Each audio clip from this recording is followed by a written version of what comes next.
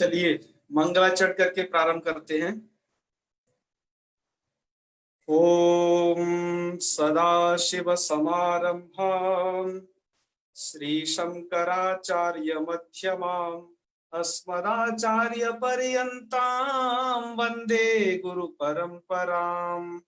वाक्यकारं वररुचिं भाष्यकारं पतंजलिं पाणिनिं सूत्रकारं च प्रणतोऽस्मि मुनित्रयम्।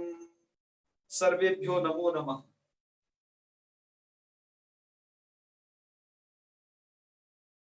हाँ, तो अभिजीत जी और सूर्यकांत जी हैं आप लोग? जी आचार्य जी, मैं हूँ सूर्यकांत। अच्छा अच्छा। और वो आ गए हैं पंतोला जी? नहीं, पंतोला जी तो नहीं दिख रहा। अच्छा, चलो जुड़ जाएंगे जब तक प्रारंभ करते हैं आज का विषय।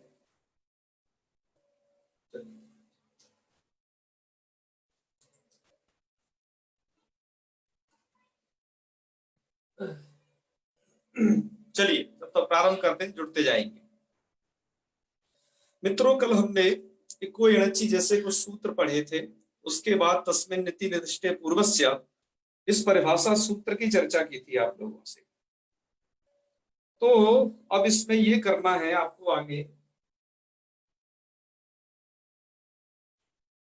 आपको अब आगे इसमें यह देखना है कि हमने आपसे संज्ञा प्रकरण में भी कुछ चर्चा की थी सूत्रों को लेकर के सूत्रों के कितने प्रकार होते हैं इत्यादि इत्यादि। तो आज थोड़ा सा हम पहले उसी पर चर्चा करेंगे, फिर हमने जो विषय चल रहा है कोयणची वाला उस पर फिर से आज वापस लौटेंगे। तो आप लोग ध्यानपूर्वक सुनिएगा इस सभी चीज को। जब तक तो सभी अध्येताओं के लिए यह बताया जा रहा है, चाहे वो नए अध्येता हो चाहे प्राचीन अध्येता हो, आप सभी लोगों के लिए व्याकरण की यह जानकारी भी बहुत आवश्यक है। आपको जैसा कि स्लाइड में दिखाई दे रहा होगा, सूत्राणाम प्रकार, ठीक है, सूत्रों के इसमें प्रकार बताए गए हैं। अर्थात सूत्रों के कितने मतलब भेद होते हैं, अर्थात पाणिनि जी ने अष्टाध्यायी में जो सूत्र प्रयुक्त किए हैं वो सूत्र कितने प्रकार के प्रयुक्त किए हैं। तो एक बार हम पहले बता भी चुके थे कि पाणिनि जी ने 6 प्रकार के सूत्र प्रयुक्त किए हैं अपने इसमें अष्टाध्यायी में। तो वो कौन कौन से हैं क्रम से, तो यह आपको श्लोक याद हो जाए तो अच्छी बात है। इसमें बताया गया है संज्ञा च परिभाषा च विधिर नियमैव च अतिदेशोधिकारश्च षड्विधम सूत्र लक्षणम। ये इस श्लोक में 6 प्रकार के सूत्र बताए गए हैं। एक सूत्र होता है संज्ञा सूत्र, आप यहाँ पर भी इसकी व्याख्या में थोड़ा थोड़ा देख रहे होंगे। संज्ञा है, फिर है परिभाषा, फिर है विधि, फिर है नियम, फिर है अतिदेश और छठवां है लास्ट अधिकार। तो ये 6 प्रकार के सूत्र हैं। जी सूर्यकांत जी, बीच बीच में अपनी ध्वनि सुनाते रहिए। जी जी, आपको हाँ हूँ बीच में कुछ कहना है, थोड़े थोड़े रुक के, ठीक है ना? जी जी जी जी बिल्कुल। हाँ, तो हमें लगेगा कि हाँ हाँ आप लोग हैं बढ़िया अच्छे से, राइट। तो चलिए, अब संज्ञा सूत्र किसे कहते हैं, तो उसके लिए बताया गया कि नामकरणम संज्ञा। सबसे पहला वाला प्रकार देखिए, ये नामकरणम संज्ञा, अर्थात किसी का नाम कह देना कि इसका नाम ये है, इसका नाम ये है, वो जिसका नामकरण किया जाए जिस सूत्र के द्वारा, वो संज्ञा सूत्र होता है। जैसे आपके कुछ सूत्रों के संज्ञा सूत्रों के उदाहरण दिए हैं क्योंकि हम संज्ञा प्रकरण पढ़ चुके हैं। एक हलंत्यम सूत्र है, दूसरा तुल्यास्य प्रयत्नम सवर्णम सूत्र है, एक आगे आएगा ये यचीभम। तो इसमें जो इतनी जगह थी, थोड़ा ये 3 सूत्र आपको उदाहरण के स्वरूप दे दिए गए हैं। बाकी जो संज्ञा सूत्रों की संख्या करीब 250 के करीब है पूरी अष्टाध्यायी में। और किस सूत्र की कितनी संख्या है, ये है कितनी संख्या है किस सूत्र की, इसके लिए आप डॉक्टर पुष्पा दीक्षित जी जो माता जी हैं, उन्होंने अपनी अष्टाध्यायी लिखी हुई है, उसमें सबको गिना दिया है, कतिदेश सूत्र इतने हैं, संज्ञा सूत्र इतने हैं। तो आप वहां से बड़ी आसानी से इस जानकारी को प्राप्त कर सकते हो। हमने 2-3 यहाँ पर बता दिए कि संज्ञा सूत्र है, आप पढ़ चुके हो संज्ञा प्रकरण में। तो उसमें सबसे पहला जो सूत्र है वो है संज्ञा। आपने पढ़ा कि जो नामकरण कर दे, जैसे बता दे उपदेश अवस्था में जो अंत होंगे वो संज्ञा होंगे, संज्ञा बता दे। तुल्यास प्रयत्न में क्या बताया कि जिनके आभ्यंतर वो सॉरी जिनके तालवादी स्थान और आभ्यंतर प्रयत्न जिनके एक जैसे हो उनकी सवर्ण संज्ञा हो। तो ये जो संज्ञा करके बताते हैं किसकी ये संज्ञा हो वो संज्ञा हो, इन सब सूत्रों को कहा जाता है संज्ञा सूत्र। ठीक है सूर्यकांत जी, जी क्लियर हो गई होगी संज्ञा सूत्र की तो स्थिति है। आगे चलते हैं मित्रों, हम इन भेदों को इसलिए बता रहे हैं आपको फिर याद दिला दें कि हम अभी कुछ इस प्रकार के सूत्र पढ़ने वाले हैं जिसमें अभी हम इक्विवेलेंसी एक पढ़ चुके थे, उसके बाद पढ़ने वाले थे तस्मिन् नित्यनिष्ठे पूर्वस्य। तो हमें सूत्र जान लेने चाहिए कि सूत्रों के किस प्रकार हैं, क्योंकि वो अपने तरीके से फिर काम करते हैं, सूत्र आप उनको अच्छे से समझ पाओ। तो चलिए इस कैटेगरी पे दूसरा सूत्र है परिभाषा सूत्र। परिभाषा सूत्र क्या होता है, तो हमने थोड़ा सा इसका बहुत जगह से देखा, इसकी परिभाषा बड़ी इधर उधर जैसे तैसे मिल रही थी, हमने सोच करके यह बनाई किस प्रकार की कुछ परिभाषा ये हो सकती है परिभाषा सूत्र को पहचान करने की एक तरकीब। तो क्या है ये, विधि सूत्रस्य पथ प्रदर्शकम परिभाषा। विधि सूत्र का जो पथ प्रदर्शक हो, अर्थात विधि सूत्र के द्वारा जहां कार्य का विधान किया जा रहा है वहां पर यदि कुछ अटकना हो रहा है, अटकना का मतलब यह है कि विधि सूत्र अपना काम एक प्रॉपर वे में नहीं कर पा रहा है, उसके लिए कुछ अड़चने पैदा हैं, तो उसके लिए क्या करना है कि यह आपका जो परिभाषा सूत्र क्या करता है, ये विधि सूत्र के पथ प्रदर्शक होते हैं। पथ प्रदर्शक आप समझते हो, मार्गदर्शक, अच्छा ऐसे काम कर सकते हैं, उनकी सहायता कर। ठीक है मित्रों, चलिए आगे बढ़ते हैं। इसका उदाहरण है तस्मिन् नित्यनिष्ठे पूर्वस्य, जो हम जस्ट अब पढ़ने वाले हैं इसी संधि के अंतराल में। इसके बाद तीसरा नंबर का जो सूत्र है वो है आपका विधि सूत्र। विधि सूत्र। विधि सूत्र क्या होते हैं, विधि सूत्र है आपके लक्ष्य संस्कारक विधि, वो साक्षात लक्ष्य संस्कारक, अर्थात जो साक्षात लक्ष्य का संस्कार कर दें। लक्ष्य अर्थात प्रयोग का संस्कार, लक्ष्य मतलब प्रयोग और संस्कार मतलब उसकी सिद्धि कर दें, आप ये समझ लीजिए, अर्थात जो प्रयोग की सिद्धि कर दे। प्रयोग जैसे हम अभी स्वधिउपास्य बना रहे थे और इससे पहले बहुत सारे प्रयोगों की कल चर्चा की थी, है ना, नद्यागम और जाने क्या क्या, वो सब आप पढ़ चुके हो। तो साक्षात लक्ष्य संस्कार का अर्थात जो प्रयोग बना दे साक्षात, तो उसको कहा जाता है क्या, विधि सूत्र। वो विधि सूत्र है। जैसे इको एणची आपने कल पढ़ा था, आज भी थोड़ा सा उसे एक बार और थोड़ा सा देखेंगे और आगे थोड़ा सा चल के आएगा अनचीचा। तो इस प्रकार के जो सूत्र हैं विधि सूत्र की कैटेगरी में आते हैं, तो आप समझ जाना कि। और एक और आपको महत्वपूर्ण और बात और बता दें कि यह जो विधि है, विधि, तो विधि का मतलब होगा आपका कि एक बार और जान लीजिए, विधि सूत्र जो होता है वो सबसे इंपॉर्टेंट होता है। इन सब सूत्रों में जो मुख्य सूत्र है वो विधि सूत्र होता है। ये जो 6 प्रकार के आपने भेद समझे, इसमें मुख्य मान लेना ये विधि सूत्र है। अच्छा, मुख्य क्यों है? ये मुख्य इसलिए है कि कार्य का जो संपादन होता है वो विधि के द्वारा ही होता है। ठीक है ना, आपको जब कार्य करना हो तो विधि सूत्र की उसमें भूमिका रहती है, विधि सूत्र की ही सब हेल्प करते हैं सूत्र, आप ऐसे समझ लें थोड़ा सा।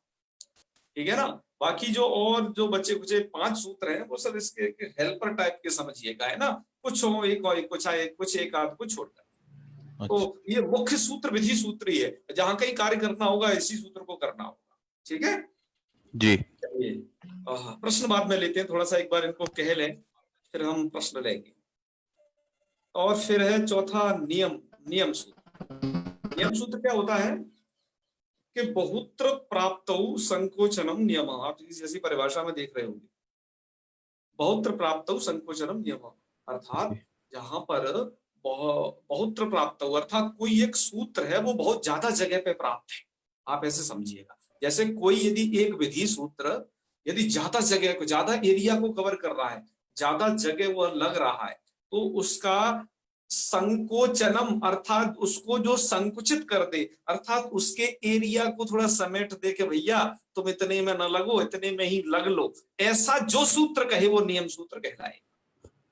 ठीक है, अर्थात ये जो विधि सूत्र है ना, विधि सूत्र के एरिया को जो थोड़ा कह दे भैया इतने में मत लगो, आप इतने में ही लग लो, आपका एरिया इतना है आपके लगने का स्थल, तो आप ऐसे सूत्र को नियम सूत्र समझिएगा।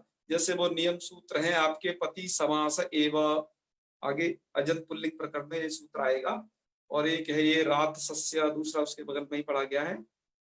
तो ऐसे सूत्र किसकी कैटेगरी में आते हैं? नियम की कैटेगरी में आते हैं। और वहां पर भी एक बार इनको बता देंगे ये किस प्रकार से नियम सूत्र बन जाते हैं। तो नियम सूत्र तभी बनता है जब विधि सूत्र कोई ज्यादा एरिया में प्राप्त हो रहा हो, तो नियम सूत्र उसका क्या कर देता है, बहुत्र प्राप्त हो, बहुत ज्यादा जगह प्राप्त होने पर संकोचनम कर देता है उसका, अर्थात उसे बता देता है कि आपको इतने एरिया में लगना है, फिक्स कर देता है।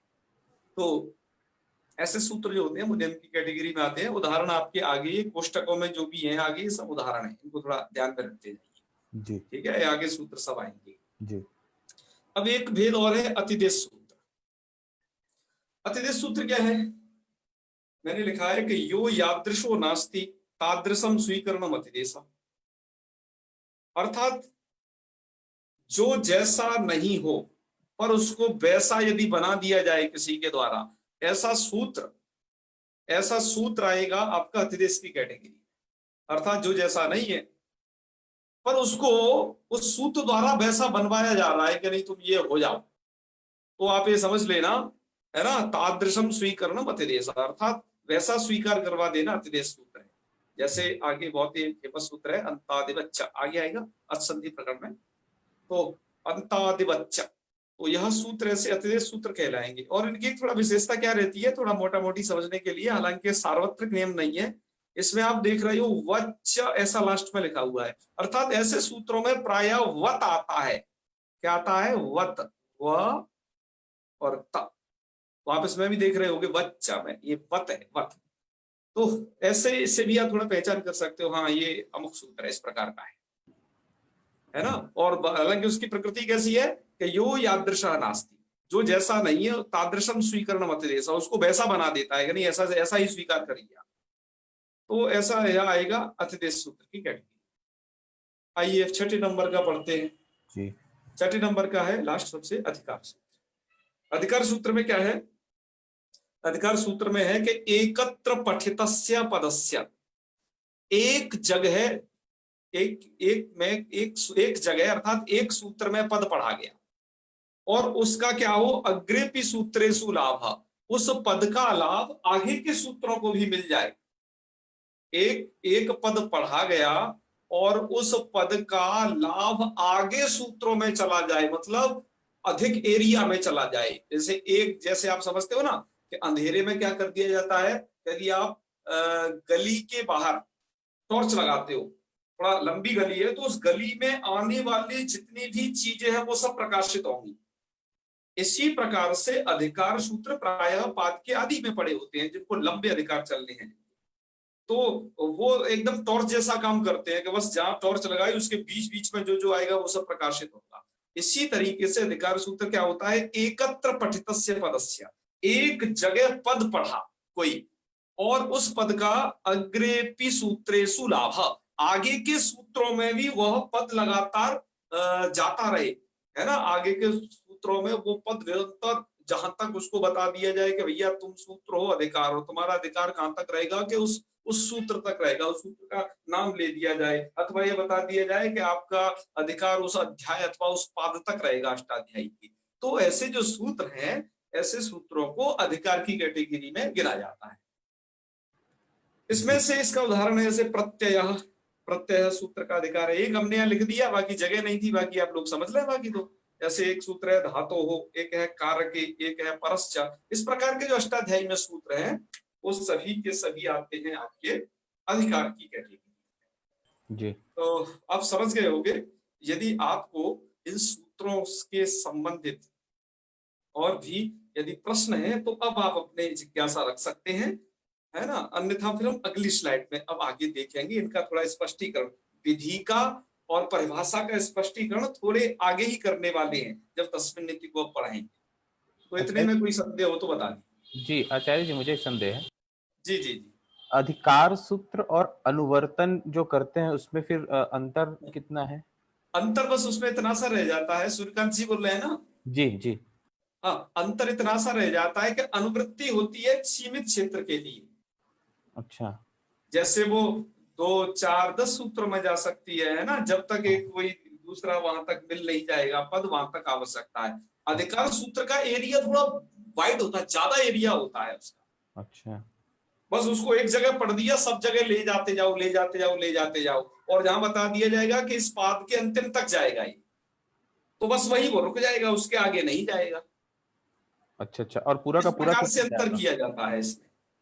कि पूरे का पूरा सूत्र जाएगा या सूत्र का कोई एक पद या एक या दो पद ही जाएगा जो बताया गया मैं है? वही वही बताने जा, ऐसे सूत्र जो है ना, अधिकार सूत्र जिनको कहा गया है, वो जी प्रायः एक पदात्मक है सबके सब। देखिए आज जैसे आप यहाँ देख रहे होगे प्रत्यय, जी जी जी। ये एक ही पद वाला है, तो अधिकार सूत्र है वो अधिकांश इसी टाइप की है वो। अच्छा अच्छा। हालांकि अनुवृत्ति से भी अधिकार जैसा लाभ होता है, पर वो थोड़ा कम क्षेत्र के लिए जाती है। हम्म। बात समझ में आ रही है ना? जी जी जी बस इतना थोड़ा सा अंतर है इनमें बस। जी जी जी जी। अधिक वैखरी जी हैं, जिन एक प्रश्न है उनके पास। हाँ जी बैकरी जी। हरिओम। जी जी। आचार्य, ये राजसस्य जो लिखा है नियम के इसमें, तो उसका अर्थ क्या है? अरे वो आपको आगे स्पष्ट हो जाएगा। अजंत पुल्लिक प्रकरण में सूत्र पढ़े गए हैं दोनों। अच्छा। फिर भी आपका जानना है तो इसका अर्थ ये है कि रेप से परे संयोगांत सकार का ही लोप होता है। अच्छा ये संयोगांत लोपा सूत्र के लिए नियम करता है ये सूत्र। अच्छा। हाँ हाँ, आपको ठीक। शायद यह अजंत पुल्लिक प्रकरण में स्पष्ट होगा, वहां पर ही आया हुआ है। आपको देखो नियम समझने के लिए ये समझना पड़ता है कि हाँ इस जी। सूत्र का विधि अंश कौन सा है पहले, क्योंकि हाँ विधि के कारण ही नियम अंश समझ में आता है। बिल्कुल। तो इसको जानने के लिए दो सूत्र समझने होंगे, संयोगांत लोपा, ये तो आपका अभी आएगा यण संधि के प्रकरण में ही, जी। और राजस से थोड़ा अजंत पुल्लिक पर आएगा ये सूत्र आपका। ठीक है ना? अच्छा जी, धन्यवाद। धन्यवाद। जी वैष्णवी जी। वैष्णवी जी। प्रणाम। जी जी, हर हर महादेव। कहिए। तो जैसे ये विधि सूत्र में जैसे है कि जो साक्षात लक्ष्य की सिद्धि करे, यस यस। तो इसमें हम साक्षात मतलब डायरेक्ट, कि जो हाँ, डायरेक्ट लक्ष्य की सिद्धि कर रहे हैं, ऐसा है ना। इनडायरेक्ट तो हर कोई सूत्र जो है लक्ष्य के लिए बना हुआ है, अर्थात प्रयोग के लिए बना हुआ है, जी पर डायरेक्ट विधि सूत्र ही वहां पर लगता है। और बाकी जो है इसका सहायता करते हैं सभी विधि सूत्र का, ठीक, है ना? धन्यवाद। हाँ, जी जी जी। जी जी, बिल्कुल डायरेक्ट जुड़ेगा वो उससे, लक्ष्य से विधि सूत्र जो होगा। हर्ष मिश्रा जी। हाँ जी गुरुदेव, आपने बताया कि अतिदेश जो सूत्र का एक प्रकार है, वो मतलब उसे जिस प्रकार से मतलब आवश्यकता होती है उस प्रकार से तो दूसरे सूत्रों को उसमें बदल देता है, मतलब जैसे वो नहीं होते। हाँ, पर वो जिसमें बदला जाता है वो जिसे कहता है। तो जी मतलब अतिदेश भी तो मतलब एक सूत्र ही है ना, वो मतलब एक प्रकार है। अतिदेश सूत्र का प्रकार है, ऐसे सूत्रों को अतिदेश कहा जाता है कि तो इसको कहते हैं वेदांत की भाषा में अतस्मिस तद बुद्धि। जो जैसा नहीं है उसको वैसा बुद्धि समझ के काम करना। जैसे उदाहरण देखो, अतिदेश तो हम भी करते हैं बहुत सारी जगहों पर। जी जैसे कुछ लोग क्या करते हैं, तो कुत्ता पालते हैं, जी और कुत्ता पालते हैं उसको क्या कहते हैं, उसको उनमें ऐसा भाव हो जाता है कि अरे ये तो मेरे बेटे जैसा है। अच्छा, जी जी वो उनका पुत्र नहीं है, वो बेटा नहीं है, जी फिर जी, भी उसको ऐसा मान रहे हैं वो। फिर भी वो मान के चलता है, अरे ये तो मेरा बेटे जैसा है, मैं जहां जाता हूँ अथवा जाती हूँ मेरे साथ रहता है, साथ ही साथ खाते पीते हैं और बड़ा ध्यान रखता है मेरा। जी जी तो वही है कि जो जैसा नहीं है उसे वैसा मान लेना। कुत्ता पुत्र नहीं है, लेकिन पुत्रवत उसमें आपको बुद्धि हो गई। जी जी। तो तो मतलब उसका ये उन तो अब सूत्रों कुत्तों को, का भी बर्थडे मनाया जाने लगा है जी जी, तो है ना? मतलब उसी ये तरह मतलब आगे उन चलते सूत्रों हुए। को, जी जी। उन सूत्रों का प्रयोग मतलब ये नहीं करता, मतलब दूसरों को उसमें बदल देता है। हाँ, उसको जैसी आवश्यकता है विधि सूत्र को उसको बता देता है कि नहीं, यह ऐसा आगे से समझोगे। अब अंता दिवस पर बताएंगे इसको, और एक सूत्र है बहुत फेमस, स्थान बता दे सोनल विदऊ, वहां बताएंगे। तो ये अतिदेश जी सूत्र आते रहते हैं बीच बीच में, पर इनकी संख्या कम है। जी जी, धन्यवाद। हाँ हाँ हाँ। चलिए तो चले आगे फिर। जी जी। चलिए आगे की स्लाइड में बढ़ते हैं। आप सब लोगों का इसे समझने के लिए बहुत बहुत धन्यवाद कि आपने इतने प्रेम पूर्वक इस विषय को समझा। चलिए अब आगे बढ़ते हैं। आगे हम इको एनर्जी को ही पढ़ रहे थे, उसको ही कंटिन्यू रखते हैं। चलिए आप देखिए इसे।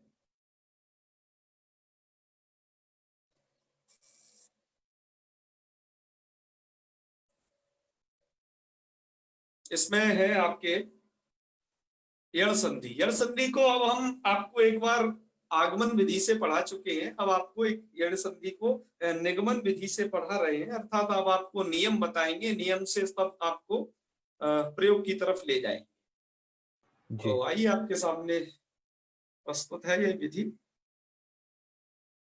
और ये सब सूत्र आपके सामने यथा। चलिए आप देख रहे होंगे सूत्र है यहाँ पर इको एणची। कल आप इसको पढ़े थे, इसकी एक बार हम जो है आवृत्ति कर देते हैं। जो लोग कल नहीं जुड़ पाए थे वो आज इसे सुन भी सकते हैं, उनके लिए भी लाभ हो जाएगा। कल हमने थोड़ा क्या था कि थोड़ा स्लाइड नहीं बना पाई थी, सोचा आप लोग पता नहीं कितना समझे होगे कितने नहीं समझे होगे, मुझे लगा कहीं हवाई फायर तो नहीं हो गया हमारे द्वारा बोली हुई चीज, तो मैंने कहा और तुम्हें प्रॉपर समझाते है ना, कोई भी चीज मिस नहीं करना, क्योंकि शुरुआत की चीज को ठीक से पढ़ लो, है ना। अब क्या होता है कि मैं ये प्रयास करता हूं कि मेरी वाणी द्वारा भी विषय का प्रकाश हो, पहली चीज, और मैं चाहता हूं मैं जो स्लाइड बनाता हूं उससे भी विषय का प्रकाश हो। कुछ कमी बेसी रह जाए तो व्हाइट बोर्ड के द्वारा वह विषय और अच्छा दृढ़ हो जाए। तो 2-3-4 तरीके अपनाने पड़ते हैं और बीच बीच में आपसे संवाद भी करना पड़ता है। तो हम इन 4 तरीकों को यूज कर रहे हैं आप लोगों के लिए विषय को क्लियर करने के लिए। तो उसी का एक हिस्सा कल बचा रह गया था, मैं थोड़ा बना देते हैं शुरुआत में आप लोगों के लिए। बाद में जब आप अच्छे बोद्धा बन जाओगे, अच्छे अध्येता बन जाओगे, तब तो बस हम आपको बोलते रहेंगे, जैसे कथा व्यास प्रायः प्रवचन करते रहते हैं और जनता हाँ हूं करके सब समझती रहती है, बस ऐसे ही आप धीरे धीरे समझने लग जाओगे। तो थोड़ी सी शुरुआत की अड़चनें होती हैं, क्योंकि व्याकरण को बताया गया है कि ये सिंह मुख है। सिंह क्या है, आगे से तगड़ा होता है, पीछे से बहुत हल्का। तो जहां पर सिंह मुख है ये व्याकरण, तो हम भी वहां पर अपनी प्रस्तुति सिंहवत ही रखते हैं, बढ़िया बेहतरीन से बेहतरीन, जिससे आपको प्रवेश में इसमें कोई दिक्कत ना हो जी। तो खैर आइए, इको एणची सूत्र है, सूत्र का छेद आप देख ही रहे होगे, एक यण अची है ना, 3 पद है सूत्र में ये। चलो अब कौन क्या है ये हमें नहीं बताना है कि कौन सप्तमी पंचमी है, तो आप समझ जाओगे जब अजंत पुल्लिंग पढ़ोगे, जिसकी जरूरत पड़ेगी वही बताएंगे। सूत्र का अर्थ ये बनता है, आपके पास वृत्ति होगी सूत्र की, वहां पर लिखा हुआ है इकह स्थाने, या जो ब्लैक है ना, ये आपकी ग्रंथ की मूल पंक्तियां हैं जो लघु सिद्धांत कौमुदी में दी हुई है। मैं इसको थोड़ा हिंदी में लिख दिया है आप लोगों के शौकरे के लिए। इकह स्थाने अर्थात इक के स्थान पर, यण स्यात् अर्थात यण हो, ठीक है। और इसमें एक पद है अची, अची भी साथ में जुड़ा हुआ है। इस अची पद का अर्थ क्या है, अच समीप अथवा अच परे रहते, दोनों में से आप अर्थ कर लीजिएगा, या तो अच परे रहते कर लीजिएगा जो आपकी किताबों में दिया गया है, बाकी आप क्या करिएगा अच समीप रहते, ठीक है। हाँ क्या होता है, ये यणादेश हो जाता है, पर कब, संहितायाम विषय, तो संहिता का विषय क्या होता है, तो वही है वर्णों की अत्यंत समीपता के विषय में, यहाँ पर की छूट गया है, की लगा लीजिएगा, वर्णों की अतिशय समीपता के विषय में। जब वर्णों की अत्यंत समीपता हो तो उसके विषय में क्या हो जाता है, एक स्थान पर यणादेश हो जाता है जी। तो कल तक हमारी अब बात ये, आपने सूत्र का अर्थ पढ़ लिया था। इस सूत्र में लेकिन कुछ समस्या रह गई थी मित्रों, अब सब समस्याओं को आपको बताते हैं। क्या समस्या रह गई थी, तो अब ये देखो नीचे हमने सुदीपा से लिखा भी हुआ है। हमने सूत्र का अर्थ किया था अभी, के स्थान पर यण होता है, थोड़ा सा ऐसे कर लेते हैं जी, एक के स्थान पर यण होता है, ठीक है ना जी। तो सुधी में कितने अक्षर हैं आपको यहाँ दिखाई दे रहे होंगे, सब के सब जी 3। ये यार हर एक को अलग अलग करके हमने लिख दिया है, इससे आपको, वैसे आप लोग बहुत सारे अलग अलग करना सीख गए हैं, नहीं सीख लीजिए, आपको एक वर्णों में जानना ही जरूरी है इसके लिए, ठीक है ना। तो इतने सारे एक हैं। अच्छा हमें इसमें क्या करना है, सुधी उपास्य में ये सूत्र कहता है एक के स्थान पर यण, तो चलिए आइए इसमें से एक ढूंढे। तो सूर्यकांत जी इसमें एक कितने हैं, आप थोड़ा देखिएगा, यहाँ जो बताया गया है एक कितने हैं, एकों को गिनिए जी। उ है, ई है और पूर्व में, हाँ और पर में अगर देखें तो फिर ऊ है और बस ऊ है। ऊ है और उसके बाद धा के बाद ई है एक। जी, पूर्व में ऊ और ई। हाँ, और वो एक उपास्य का ऊ है, मतलब एक तो जी। सा के बाद ऊ है जी ये वाला, जी एक धा के बाद ई है और एक उपास्य का ऊ है। जी ये तीन एक हैं आपके पास। सूत्र भी ये कह रहा है, सूत्र की सीधी सीधी बात लगाते जाना कि एक के स्थान पर यण हो। जी। तो एक के स्थान पर यण हो का मतलब इतने सारे तीन एक मिल गए, क्या सबके स्थान पर यण हो जाए? कि नहीं नहीं, अभी सूत्रकार का भी और बच गया है, केवल इतना ही अर्थ थोड़ी ना एक के स्थान पर यण हो। सूत्र में भी ये भी है, एक के स्थान पर यण हो पर कब? अच समीप रहते। क्या लिखा है? अच्छे समीप रहते। तो अब बताइए इन एकों से अच समीप है कि नहीं? जैसे आपने ये तीन एक थे जी। तो इनसे अच समीप है कि नहीं? समीप समीप मतलब पास। मतलब हाँ, अर्ध मात्रा बस गिनेंगे कि किसी को भी गिन सकते हैं? हाँ बिल्कुल, सबके समीप में है, एक दूसरे की समीपता तो है ही। हाँ, कम से कम अर्ध मात्रा की दूरी में तो है ही। बिल्कुल समीपता है सबकी। जी। चलो तुम्हारी ये भी शर्त घट गई कि एक के स्थान पर यण हो, अच समीप में रहते, तो अच समीप में है ही है। जी। तो क्या हो जाता है? अनियम हो गया। अच समीप में है सर्वत्र। जी। तो मतलब यण यण हो सकता है अब तो, ठीक है। जी। और वर्णों की अत्यंत सन्निधि को भी घटा ही लेते हैं थोड़ी देर में इसको भी, ठीक है। जी। और आपको बता दिए हैं कि संधि वहीं पर होगी जब वर्ण अत्यंत पास पास हो, अर्धमात्रा का गैप होगा बस तभी, है ना। जी। चलिए, इसका मतलब इक्विवेलेंस यहाँ पर लग सकता है, पर इक्विवेलेंस के साथ दिक्कत ये है, अब ये हो गई इस अकेले सूत्र के साथ कि इसने तीन एक ढूंढ लिए जिनके स्थान पर इसे यण करना है। तो ये तो दिक्कत है, हमें तो किसी एक के पे ही करना है, तो तीन तीन ढूंढ बैठा है। जी। तो काजी है जो सूत्र है ना इसका, इस सूत्र का अर्थ है आधा आदि। मित्रों याद रखना, इक्विवेलेंसी विधि सूत्र है, अभी पीछे बता चुके हैं, विधि सूत्रों में इसको गिनवा चुके थे, है ना। स्लाइड को भूल मत जाना, देख लेना। और अब ये दूसरा सूत्र इसकी सहायता करने के लिए आ गया, तस्मिन् निति निर्दिष्टे पूर्वस्य। कौन सूत्र है ये? तस्मिन् निति निर्दिष्टे पूर्वस्य, परिभाषा सूत्र है। परिभाषा सूत्रों का क्या काम होता था? क्या वो अपने विधि सूत्रों की सहायता करेंगे। जी। बताया था ना अभी पिछली स्लाइड में ही। जी। हाँ अच्छा, पर अब एक ध्यान रखिए, परिभाषा सूत्रों की एक प्रकृति होती है। परिभाषा सूत्र अष्टाध्यायी में कहीं भी लग सकता है, बस उसका अपना शर्त पूरी हो जानी चाहिए, ठीक है। जी। इस सूत्र की क्या क्या शर्तें हैं हम सभी पढ़ते हैं, ये अष्टाध्यायी में कहीं पर भी हाथ मार सकता है। तो चलिए इसको देखते हैं।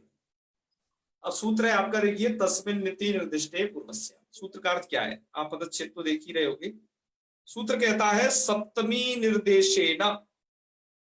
सप्तमी निर्देशेन का मतलब हुआ कि यस्मिन् सूत्रे सप्तमी निर्देश द्वारा। थोड़ा सा आप धैर्य बांधिएगा, इस सूत्र को भी हम आसानी से पार कर जाएंगे, ठीक है। मैं आपको जिस तरीके से सूत्र को पढ़ाने जा रहा हूं, यह एक बहुत अच्छी और शास्त्रीय विधा है। इस विधा से आपको यह समझना होगा, ये सूत्र कैसे लगेगा, कहाँ लगेगा, क्या काम करेगा, है ना। इसकी सभी शर्तों सहित देखते हैं, ठीक है पंतोला जी। हाँ जी। तो यस्मिन् सूत्रे सप्तमी निर्देश द्वारा, है ना, विधीयमानम कार्यम अर्थात कार्यम विधीयते। ये सूत्र कह रहा है कि जिस सूत्र में सप्तमी निर्देश के द्वारा कार्यम विधीयते, कार्य का विधान किया जाता है, जी। तत्कार्यम, वह कार्य, वर्णांतरेण अव्यवहितस्य, ये आपकी मूल की पंक्ति है। इसकी क्या है जो है चर्चा? विजातीय वर्ण व्यवधान शून्यस्य पूर्वस्य बोध्यम, अर्थात पूर्वस्य स्थाने स्यात्। ये तो मूल वाक्य आपकी मूल पंक्ति है ना, उसका हमने शाब्दिक अर्थ कर दिया। अब आपको इसको समझाना बाकी रह गया है, ठीक है। तो आइए समझते हैं इसको क्रमशः। देखिए ये सूत्र क्या करते हैं, ये सूत्र अपना कोई एक चिन्ह खोजते हैं। प्लीज आप थोड़े का ध्यान दें। लेखन के साथ साथ मुझे भी सुनते जाएं। और जो लेटे हैं, बैठे हैं, मतलब बैठे नहीं, जो लेटे हैं, खा पी रहे हैं और अन्यत्र अन्यत्र क्रियाओं में रत हैं, वो थोड़ा सचेत रहें। आप इस जो आधे घंटे को जो पढ़ते हो ना, उसको समर्पित होकर के करिए। और मैं ये कह रहा हूं, जितने समर्पित आप होंगे ना, तो आपको फल भी उतना ही बहुत धांसू वाला मिलने वाला है, बहुत अच्छा वाला फल मिलेगा। तो बस मैं आप लोगों से यही कहता हूं कि बड़े श्रम पूर्वक आप ये आधा घंटा दो।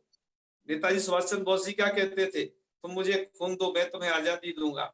और मैं आपसे कहता हूं, आप मुझे ये आधा घंटा दो, बिना लेटे खाए पिए सोए हुए, और मैं आपको लघु सिद्धांत कौमुदी दूंगा। ठीक है, तो याद रखिएगा, थोड़ा सा आपको एकदम ऐसा ही व्यवहार करना है क्लास को पढ़ते वक्त, जैसा आप एकदम शांत चित्त होकर के अपनी कक्षा में पढ़ते हो, तब उस तरीके का ही।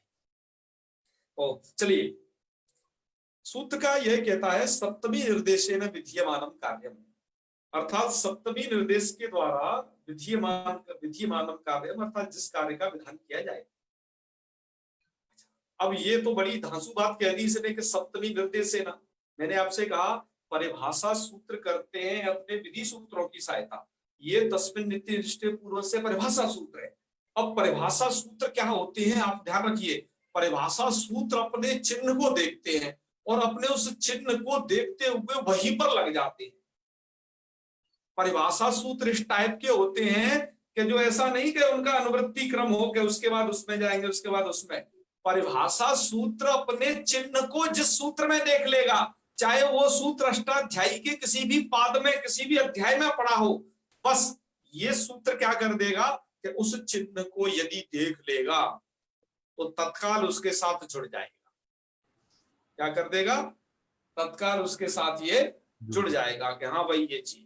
जैसे क्या होता है, जैसे आजकल आम का सीजन चल रहा है, आपके आंगन के पेड़ में, आपके आंगन में समझो एक आम का पेड़ लगा हुआ है, और उस पर आम यदि बंदर को दिख गए तो बंदर तुरंत आएंगे। इसी तरीके से तस्मिन् नित्य दृष्टे पूर्वस्य, अपने किसी चिन्ह को देखेगा, जैसे बंदर आम को देखता, ऐसे ही ये एक चिन्ह को देखेगा। उस चिन्ह को देख करके ही ये उन सूत्रों में प्रवृत्त होगा, उन सूत्रों की सहायता करेगा।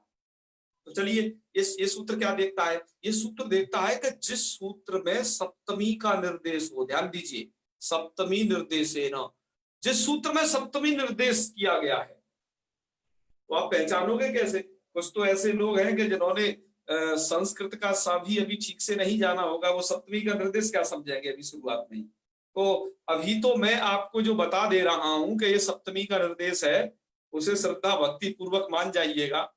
और जब आप अजंत पुल्लिंग प्रकरण पढ़ोगे संधि प्रकरण के बाद, तो आप वाकई में समझ जाया करोगे कि हाँ ये ऐसा इस सप्तमी है। ये मित्रों, आपने ये बालका बालको बालका इत्यादि बहुत सारे रूप जो सुने होंगे, है ये अकारांत शब्द हैं, कुछ इकारांत होते हैं, इसी प्रकार से कुछ हलंत शब्द होते हैं। तो उनकी तुमने देखा होगा प्रथमा द्वितीया तृतीया पंचमी, ये सब ऐसे सप्तमी निर्देश। सप्तमी निर्देश का मतलब यहाँ पर यह है कि जो जिस सूत्र में सप्तमी विभक्ति हो, ध्यान दो, तस्मिन् नित्य निष्ठे पूर्व से क्या देखेगा, क्या चिन्ह देखेगा कि जिस सूत्र में सप्तमी विभक्ति हो, तो सप्तमी के द्वारा विधीयमानम कार्यम, है ना, अर्थात यस्मिन् सूत्रे सप्तमी निर्देशेन अर्थात सप्तमी निर्देश द्वारा कार्यम विधीयते, जिस सूत्र में सप्तमी निर्देश के द्वारा कार्य का विधान किया जाता है। चलिए अब आइए हम खोजते हैं। सबसे पहले सप्तमी निर्देश को ही खोजेंगे। हमने देखा जी इको यणची में जो ये अची है, ध्यान से देख रहे हो, ये यण प्लस अची हमने यहाँ मिला के लिखा हुआ है, ये सप्तमी का निर्देश है। सप्तमी का निर्देश है का मतलब ये सप्तमी विभक्ति का रूप है। इस सूत्र को अब आप समझ लीजिए, तस्मिन् नित्य दृष्टे पूर्व से सूत्र को, किसी सूत्र में यदि सप्तमी विभक्ति यदि दिख जाती है तो ये सूत्र क्या करता है? सप्तमी निर्देशेन विधीयमानम कार्यम, सप्तमी निर्देश के द्वारा यदि कोई सूत्र कार्य का विधान कर रहा है तो एको यणची सूत्र, देखो सप्तमी कहाँ है? एको यणची में अची नाम का ये पद, ठीक है ना। अच्छा, और उस सूत्र के द्वारा अर्थात एको यणची द्वारा किस कार्य का विधान किया जा रहा है? तो उस सूत्र के द्वारा एक के स्थान पर यण कार्य का विधान किया जा रहा है जी, समझ रहे होगे। तो सप्तमी निर्देशेन विधीयमानम कार्यम, अर्थात सप्तमी का निर्देश जिस सूत्र में हो और वो सूत्र किस कार्य का विधान कर रहा है। तो चलिए, आपने मेरी बात समझ पा रहे होगे सूर्यकांत जी? जी जी और बाकी अन्य सभी लोग समझ पा रहे हो ना? जी बोलिए भाई साहब बोलिए। हाँ अच्छा, हाँ पंतोला जी, सप्तमी कहाँ है कोई अच्छी सूत्र में? अची में। अच्छी में सप्तमी हो गई ना? तो जी सप्तमी निर्देश के द्वारा, इस सूत्र के द्वारा क्या कार्य का विधान हो रहा है? जी एक अच्छी द्वारा क्या कार्य विधान होता है? एक के स्थान पर यण हो जाते हैं। यण का कार्य विधान होता है। तो आप सूत्र का अर्थ घटाते जाइएगा तस्मिन् नीति का, कि यस्मिन् जी। सूत्रे सप्तमी निर्देश द्वारा, जिस सूत्र में सप्तमी के निर्देश द्वारा यत जी। कार्यम है, जो कार्य विधान किया जाता है, तत्कार्यम, वह कार्य कब होता है? तो देखो, अभी हम क्या कर रहे थे मित्रों, ध्यान देंगे कि अभी हमने ये 3 एक पकड़े थे, ये इधर इससे पहले यहाँ पर हम एक के स्थान पर यण रूपी कार्य करने जा रहे थे, ठीक है ना? तो अब जी। क्या होगा, सप्तमी निर्देश के द्वारा जिस कार्य का विधान हो, तो यण का विधान है यहाँ पर, तो वह कार्य क्या होगा? वर्णांतरेण अव्यवहितस्य, अर्थात विजातीय वर्ण व्यवधान शून्यस्य, अर्थात वह कार्य जो होगा वो विजातीय वर्णों के व्यवधान से रहित को होगा। पहले नंबर पे वो कार्य क्या होगा? पहला चीज क्या है? विजातीय वर्ण का व्यवधान से रहित होना चाहिए वो। और भाई समझते हैं विजातीय वर्ण का व्यवधान ये क्या चीज होती है, ठीक है? जी जी। आइए अब आपको समझाते हैं। यहाँ पर विजातीय वर्णांतर वर्ण व्यवधान शून्य क्या है, इसको समझाते हैं आपको। यहाँ आप थोड़ा इस स्लाइड में देखिएगा, हमने अभी 3 एक मान के चले थे, ये और एक ये। अभी हम कह रहे थे कि नहीं अच समीप में है, तो समीपता क्या मान रहे थे कि इस वाले ऊ से अच में अच समीप है, ये वाला ई, ठीक है? और इस वाले ई से अच समीप है ये वाला ऊ, और इस वाले ऊ से अच समीप है ये आ। इस तरीके से अभी हमें जो ये हो रहा था, अर्थात एक के स्थान पर जो यण हो रहा था, वो संभावना ये थी कि इन 3 जगह हो सकता है, समझ रहे हो? ऊ के स्थान पर पहला और ई के स्थान पर फिर ऊ, यहाँ हो सकता है वो, क्योंकि 3 एक है अपने और सबके समीप में अच है। लेकिन जब ये बात हो गई कि विजातीय वर्ण व्यवधान शून्य से, है ना, अर्थात विजातीय वर्ण का व्यवधान नहीं बीच में होना चाहिए। और मित्रों क्या हो रहा था, जो हम इस वाले ऊ को एक मान रहे थे और इस वाली ई को अच समीप मान रहे थे, लेकिन बीच में बैठा हुआ है ये आपका धा, ये विजातीय है। विजातीय का मतलब यह है कि यह एक और अच में से कुछ भी नहीं है, ये तो हल है। तो विजातीय का व्यवधान मिल गया। क्या मिल गया यहाँ पर? विजातीय का व्यवधान। तो विजातीय का व्यवधान मिलने से क्या होगा, अब इस वाले ऊ के स्थान पर हो पाएगा यणादेश? नहीं। क्यों? क्योंकि जो यण रूपी आदेश होगा वो विजातीय वर्ण व्यवधान से रहित होगा, पहली बात, ठीक है? अच्छा, इस वाले ऊ से ये वाला, वो इस वाले ई से जो ये वाला ऊ अच परे है, यहाँ पर एक के बाद जो अच मिल रहा है वो और बीच में किसी विजातीय का व्यवधान नहीं है, बीच में कोई वर्ण नहीं है, ठीक है ना? ये प्लस का चिन्ह कोई वर्ण नहीं होता, ये बात जाने रहना। जी जी। अच्छा, पर अच्छा, अब इसका मतलब ये निश्चित हो गया कि हमारा जो काम होना है वो इस ई के स्थान पर होना सुनिश्चित हो पाएगा। पर एक बात अभी और रह गई, वो क्या बात है कि अब उपास्य का जो ऊ है, इसके बाद हम इस आ को भी उसके समीप मान रहे थे, तो यहाँ पर विजातीय का व्यवधान है, बीच में यहाँ भी पा का व्यवधान है, तो ये क्या हो गया? विजातीय का व्यवधान हो गया। विजातीय का व्यवधान होने से क्या होगा, यह ऊ कट जाएगा और ये वाला ऊ कट जाएगा, इनके स्थान पर यणादेश नहीं हो सकेगा, क्योंकि यहाँ एक जगह धा का व्यवधान मिल गया, एक जगह पा का व्यवधान मिल गया, इनसे डायरेक्ट अच परे नहीं मिला, बीच में ये घुस गया पा और यहाँ पर ये धा घुस गया, है ना? अच की समीपता जो मिली वो व्यवधान वाली मिली, आप ये समझिएगा। पर होना क्या चाहिए, अब आप इस बात को समझ गए होंगे। इसका मतलब जो कोई काम होगा वो यहां पर होगा, ई के स्थान पर, है ना? जी। अच्छा, अच के समीप जो होता है, एक के स्थान पर जो होगा अच के समीप पर, वो पूर्व को होता है। एक बात और कहता है पूर्वस्य बोध्यम, अर्थात वो कार्य पूर्व को होता है। तो इसलिए क्या होगा यहाँ पर, जो अब इन दोनों में से देखा जाए है तो ये दोनों एक, पर पूर्व में कौन है? पूर्व में है ये वाला ई, तो इस ई के स्थान पर यणादेश होगा। इतनी बात अब निकल के सामने आई, इतनी व्याख्या के बाद। एक बार मैं इसको व्याख्या को रिवर्स कर रहा हूं, बस 30 सेकंड में इस व्याख्या को पुनः कहता हूं, फिर ध्यान से सुन लीजिएगा, फिर ध्यान से सुन लीजिएगा एक बार। अभी तक ये समस्या आ गई थी इक्वैची सूत्र को पढ़ने के बाद कि हमारे पास 3 एक मिल गए थे, इनमें योग्यता थी कि इनके स्थान पर यण हो जाए, पर मित्रों 3 के स्थान पर तो हो नहीं सकता, होगा किसी एक के स्थान पर ही। ये तो दिक्कत हो गई। तो इस सूत्र की सहायता करने के लिए तस्मिन् नित्य निर्दिष्टे पूर्व से सूत्र आया।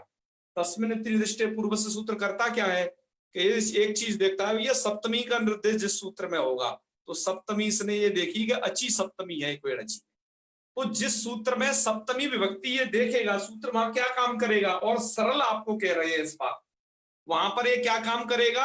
हमने देखो यहाँ पर 2 गोले बनाए हुए हैं कि ये अव्यवहितस्य और पूर्वस्य, इन 2 पदों को, अर्थात ये जो 2 पद आपको दिखाई दे रहे हैं अव्यवहितस्य पूर्वस्य, इन 2 पदों को गिफ्ट कर देगा। किस सूत्र को? इक्वैची सूत्र को। ध्यान दीजिए मैं क्या बता रहा हूं।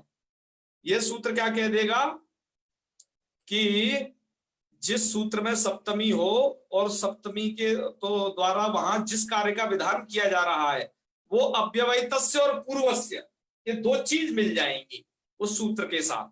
अर्थात तो अब यहाँ पर निकलेगा क्या, एक के स्थान पर जो यणादेश होगा वो अव्यवहित पूर्व को होगा, ठीक है ना।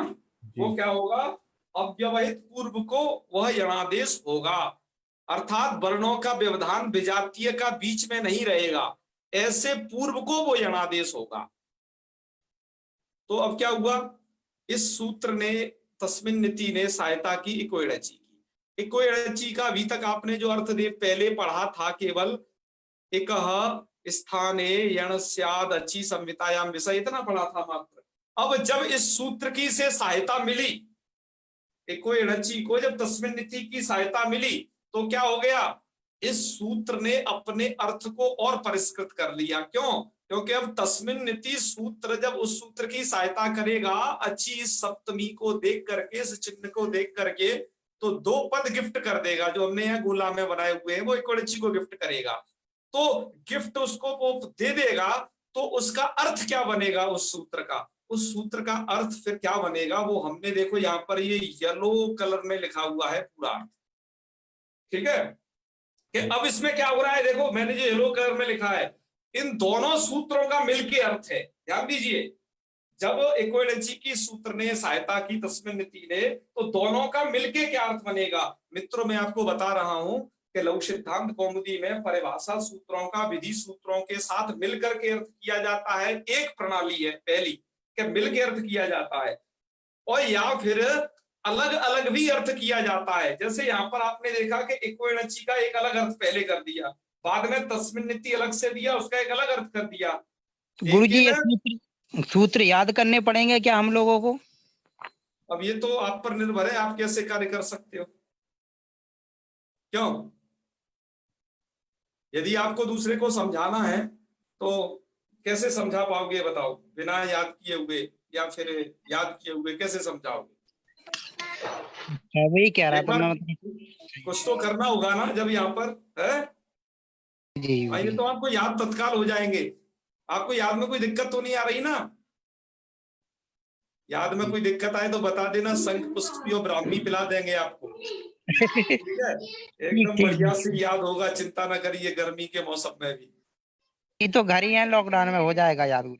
अरे कुछ भी नहीं याद करने में। जब देखो मैं एक बात और बताऊं, जब आप किसी चीज को समझ लेते हो ना, तो आपको वो याद होना स्वतः प्रारंभ हो जाती है। आपका वो इच्छा का विषय होना चाहिए, नहीं ये मुझे अच्छा लगता है तो याद हो जाएगा आपको। क्यों जी? जी। तो मैं जिस विषय को समझा रहा हूँ थोड़ा सा समझिए, थोड़ा सा यह विषय बड़ा ही परिपक्व विषय है आज का। मैं इस विधि को मैंने आपको बताया कि सूत्रों का जो अर्थ किया जाता है 2 विधाएं हैं, परिभाषा सूत्रों का विधि सूत्रों के साथ कभी तो मिल के अर्थ किया जाता है दोनों का एक साथ। ऐसा आप आगे देखोगे सत्या, जब संयोगान्तस्य लोपा सूत्र पढ़ोगे अपनी किताब में। तब एक विधा ये है कि नहीं अलग अलग अर्थ किया जाता है। आपकी किताब में यहाँ पर इक्विवेलेंसी का अलग अर्थ किया गया है, तस्मिन्निति का अलग अर्थ किया गया है, लेकिन अब हमने वो भी विधा आपको बता दी है जब दोनों का मिलकर अर्थ किया जाता है, जो हम आपको बता रहे हैं कि तस्मिन्निति अच्छी पद को देखेगा कहाँ, जहां पर पूरी अष्टाध्यायी में खोजेगा वो तो, पर इक्विवेलेंसी में भी उसे अच्छी पद मिल जाएगा। अच्छी पद को देख करके ये दो विषय दो चीज देगा उस सूत्र को। क्या देगा? अव्यवहितस्य देगा और पूर्वस्य देगा। देखिए हमने वो गोल में की हुई है, ये दो पद दे देगा। तो अब सूत्र का अर्थ क्या बनेगा इक्विवेलेंसी का, वो देख लीजिएगा। वो यहाँ पर लिखा हुआ है अचः अव्यवहित पूर्वस्य एकः स्थाने। आप थोड़ी देर के लिए इस पद को भूल जाइएगा, अंतरतमः को भी भूले रहिएगा। क्यों? जब स्थानेंतरतमः आगे वाला परिभाषा सूत्र पढ़ लोगे तब वो वाला भी इसमें ऐड कर देना। तो इसलिए अभी ये अंतरतमः जो हमने लिखा है वो जो अगला तीसरा सूत्र है उस परिभाषा सूत्र को भी इसमें इकट्ठा करके अर्थ लिख दिया है।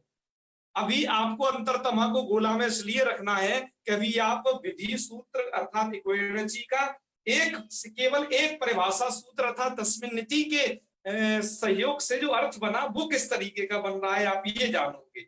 अतः ये वाला भी थोड़ी देर के लिए भूल जाइएगा, क्योंकि वो अगले सूत्र की सहायता से ये पद आएगा। तो खैर चलिए, अजह अव्यवहित पूर्वस्य, इसका ये मतलब होगा अच से अव्यवहित पूर्व एकः स्थाने, एक के स्थान पर यणादेश स्यात् संहितायां विषय, संहिता के विषय।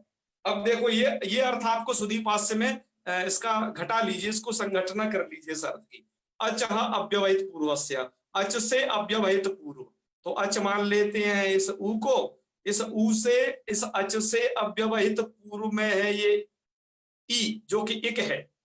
ध्यान दीजिए, अच से अव्यवहित पूर्व, अव्यवहित मतलब कोई बीच में रुकावट नहीं, कोई भी विजातीय वर्णों का कोई उसमें रुकावट नहीं है ना। व्यवधान मतलब विजातीय वर्ण जो कि है ना, अच्छों के बीच में हल आ जाएगा तो विजातीय हो जाएगा ना, उसकी जाति दूसरी है। जैसे जो भैंसों के बीच में गाय अथवा गाय के बीच में भैंस घुसेंगी समुदाय में तो वो एक अलग अलग प्रकार की जाति है, ऐसे ही अच एक अलग जाति है, हल एक अलग जाति है। तो वह कार्य क्या होता है? अजव्यवहित पूर्व। ध्यान दीजिए, अच हो गया ऊ, अच से अव्यवहित पूर्व है ई जो कि एक है। तो एक बार अर्थ घटाइए, अचः अव्यवहित पूर्वस्य एकः स्थाने, एक के स्थान पर। आपको इसे थोड़ी देर के लिए भूल जाना है, अगले सूत्र का इसके साथ संबंध है। यणादेश स्यात्, यणादेश होता है संहिता के विषय में। तो अब अर्थ की संगठना हो गई, अर्थ की संगठना हो गई, ठीक है। इसका मतलब और बाकी ये छट गए, ये वाला ऊ छट गया जिसको हम अभी तक एक मान रहे थे, बीच में धाका व्यवधान था। ये वाला ऊ भी छट गया क्योंकि पा के बाद आज वो व्यवधान है। इसका मतलब क्या रहा? केवल ये ई बचा जिसके स्थान पर हमें कुछ काम करना है, बस, है ना। क्योंकि ये अच से अव्यवहित पूर्व एक है तो इसके स्थान पर हमें क्या करना है? ये यणादेश करना है। तो अभी समस्या लेकिन बरकरार एक रह गई। एक क्या समस्या बरकरार रह गई मित्रों? जो ई तो अकेली है और जो आप कह रहे हो यणादेश है, तो यणादेश है 4, तो एक के स्थान पर 4 बैठेंगे कैसे? अरे भैया पीएम की कुर्सी तो एक ही है ना, एक कुर्सी पर 4 पीएम कैसे बन सकते? मतलब एक पर कोई एक ही बैठेगा ना जी, कोई चटाई थोड़ी ना है कि सब बैठ जाएंगे, भाई कुर्सी है उस पर तो एक बैठेगा। ऐसे ही एक कुर्सी है उस पर कोई एक बैठना चाहिए। अब सूत्र के अनुसार वो तो कह रहा है यणादेश स्यात्, यणादेश तो चारों प्राप्त हैं। अब चारों में से बैठेगा कौन? तो चारों में से जो बैठेगा इसे हम बैठाएंगे अब कल, ठीक है ना जी जी, क्योंकि अब समय हो गया है आज के लिए। तो बाकी अब जो क्या करेंगे कल इसको करेंगे, अब जो बच गया जी जी, समझ पा रहे हैं जी? जी जी, एक पूछना था। पूछ लीजिए, कोई बात नहीं, पर अभी एक चीज बाकी रह गई है, एक परिभाषा सूत्र। वो परिभाषा सूत्र कौन है आपका? स्थानांतरतम। अगला अभी मैं आपको आज एक तो मैं आगे, हालांकि आगे तक तैयारी थी पर समय हो गया आपको समझाते समझाते, तो आप पूछ लीजिए अब जो है। नहीं, इसमें अभी 16 नंबर का जो सूत्र है ना उसमें पूर्वस्य स्थाने स्यात्, अभी ये जो है ना अव्यवहित अव्यवहित, ये तो आ गया, ये समझ में आया, लेकिन पूर्वस्य स्थान है अभी अंतरतम का मतलब क्या है, ये नहीं समझ में आ रहा है। वो तो हमने बताया ना, अभी बताएंगे, उसे क्रॉस कर स्थानांतरतम पढ़ाएंगे तब बताएंगे। अभिजीत जी बोला तो कि कल पूर्व से पढ़ाएंगे। का मतलब है कि पूर्व के स्थान पर हो। ये अभी आपको बताया था ना कि अंतरतमों को इसमें से भी काट दीजिएगा, वो आगे वाले सूत्र के अभिप्राय से हमने यहाँ लिखा है, ठीक है ना। हाँ हाँ हाँ। और अंतरतमा को वही छोड़ मैं करके सोच रहा बाकी सब चीज आपको समझ में आ गई होगी कि वो अच से अव्यवहित पूर्व वाले को होगा, मतलब लेफ्ट में जो ई बैठा हुआ है उसके स्थान पर यणादेश होगा। ये आ गया। वो यणादेश ये तो चार है, ई एक है, अभी भी समस्या रह गई, एक तरफ एक जगह चार, कुर्सी एक और चार उस पर बैठने वाले, किसको बैठाया जाए, तो इस समस्या का निवारण कल होगा स्थानांतरतम सूत्र सहयोगी। जी भाई साहब जी। जी जी जी भैया बताइए बताइए। तो करें फिर आज का यही समापन। हाँ हाँ करिए करिए। चलिए आप लोग खूब प्रसन्न रहिए, है ना, आप चिंता नहीं करनी है। पूरी जी, जी। मेरी हाँ क्या क्या कह रहे? मैंने समूह का वो मैसेज किया था आपको गुरुजी, तो उस पर मैंने पढ़ लिया है, ग्रुप मैंने चैट उसे के लिए फोन आया था। जी मैंने उसे हो गया पढ़ उस लिया पर है, विचार उसका किया जाएगा। विचार किया जा रहा है, आप घबराइए नहीं, आपकी हर चीज का हम लोग विचार करते हैं, आप क्यों चिंता करते हो। गुरुजी सुबह सुबह खोला जाए तो अच्छा रहेगा, रात में होमवर्क करके हम डाल सकते हैं। बोले अरे सब चिंता न करो, सब होगा, काहे धन्यवाद। घबराते हो प्यारे, न घबराओ। चलिए अच्छा जी, जी। एक प्रश्न हम कर सकते हैं क्या अभी? नहीं कल करेंगे। कौन जी। है, नाम बोलिए। पंकज घोष।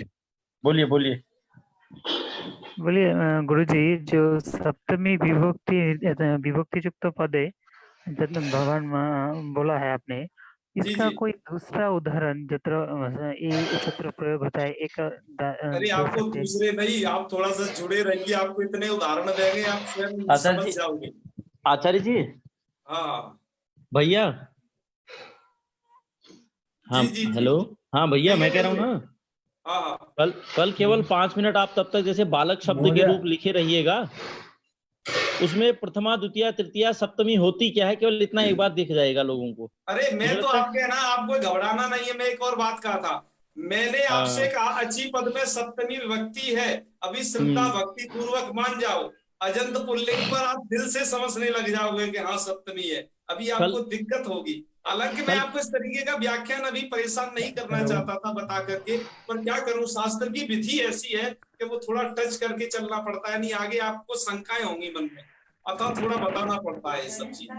ठीक है ठीक है ठीक है। आप सब अभी तो श्रद्धा भक्ति पूर्वक मान जाया करो, मैं निवेदन कर दिया तो नहीं आपके लिए व्याख्यान बहुत करना पड़ेगा फिर। ये भी सही है। आप आगे समझने वाले हो अजंत में, ठीक है फिर, है चलिए जी जी करें फिर, है।